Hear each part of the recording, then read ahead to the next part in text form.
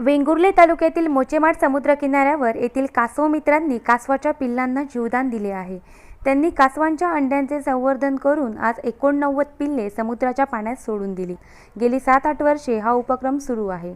दरम्यान या वर्षीच्या हंगामात यांनी एकूण 89 कासवांच्या पिल्लांना जीवदान दिले आहे, तर अजून 9 घरट्यात सुमारे 1000 पेक्षा जास्त अंड्यांचे संवर्धन सुरू आहे।